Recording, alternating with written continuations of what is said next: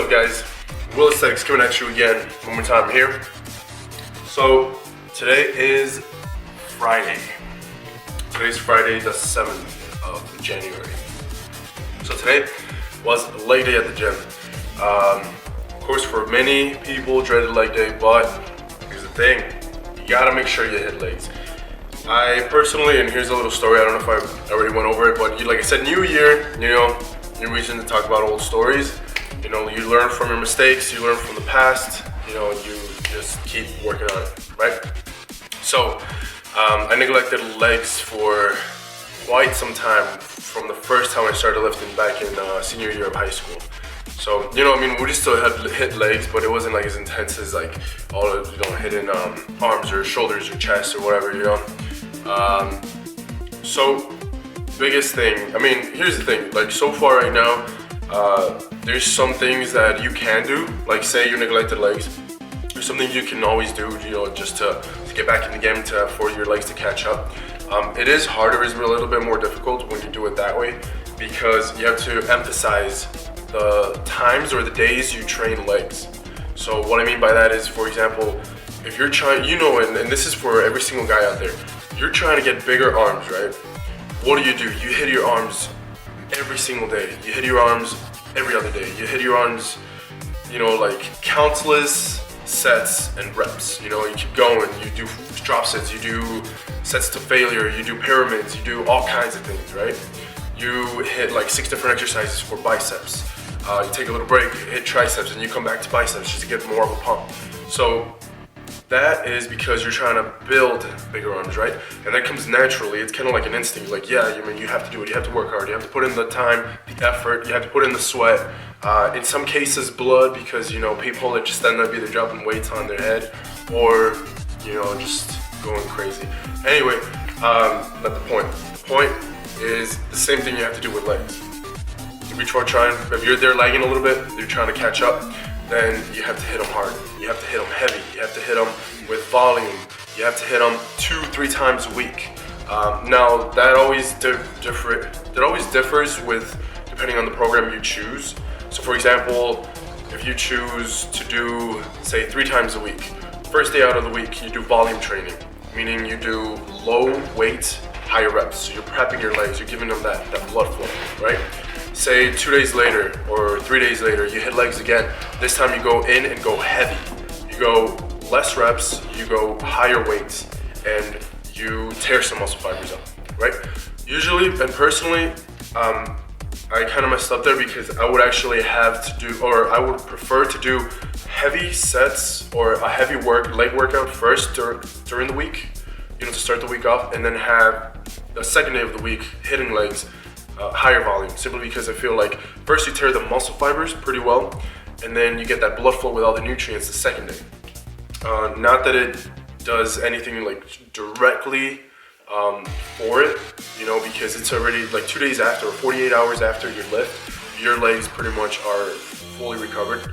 And that depends on how long you've trained legs for or how long you've trained any muscle group for. But 48 hours is usually about the average time it takes for a muscle recovery. And then the third day, you can do weak point training. So you can do, on the third day, you hit legs, and this you can do it this way too. You can hit legs, say for half the session of your lifting, workout, and then the other half session you can either, hit your triceps, or hit arms, shoulders, chest, whatever, your program calls for. But you can do that. Pinpoint on, again, the third day you would want to do weak point training. So say you hit calves, your hamstrings are lagging a little bit, you want to work on them a little bit more, whatever the point may be. So you can always do that, but like I said, it's a little bit tougher. And of course, there's guys, for anything, you have to put in the work. But that kind of, gives you an idea of how hard you have to work in order for a muscle to catch up. Either that, or you can just kind of like take the attention from all the other muscle groups and then just put more attention on your legs in for a while, for maybe a couple weeks, until you feel like you're all cut up, So caught, by the way, caught, not cut up. But that's pretty much kind of like how it goes, or how that's one way of doing it, right? Anyway, today we hit legs. Like I said, I'm still kind of like recovering from like, you know, I was sick. I've been sick for like a week. I'm pretty much almost fully recovered now. Like I was telling my boy Embro, aka Jose, is that for some reason like I felt the burn more than you know, any other like session, you know, and pretty much I think it's because of the same thing. I'm just coming out of this funk, so that's that.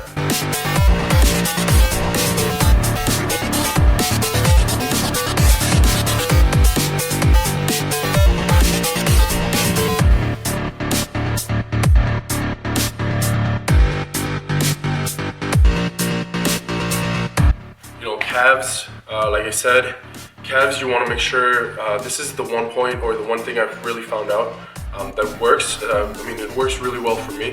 And the place I found, or the place I got the idea from, is actually Steve Cook. Steve Cook is awesome physique. You know, he's an IFBB pro competitor. He didn't compete last year. I don't know if he's competing this year or not. I think he is. I've just been all over the place, so I do follow him on YouTube and Facebook and Instagram and stuff like that. But thing is, when he trains when he trains calves, he trains them from all three angles, right? And he said that that's the best way to do it. Now another thing is when you're coming down on the eccentric part of the calf raise, or you know, like the calf motion, you want to bend your knees a little bit just so you get more of a stretch on the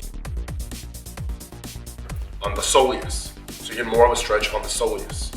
What that does is, you know, it gives you that stretch. Then you push all the way, you know, get that good contraction, and that's pretty much the way he says to go about it. So I've tried it, you know, we tried it, and that's the way we've been training calves, and I've seen a great improvement. So guys, just give that a try. If anything, I'll put the link to his video where he talks about that in the description below. Cool? And besides that, you know, one thing we like to do that we didn't do today was actually follow up leg curls with deadlifts. It's kind of like not really good mornings, but the deadlifts were like stiff leg deadlifts. You know, to the point where the weight travels straight down in a straight line. You know, your hips move back to give you that room, and then your knees bend just a little bit. You know, keeping your back straight, chest out, really good form. That gives you more of a stretch on the hamstrings, but coming up is actually where the big tension in the hamstrings comes into play.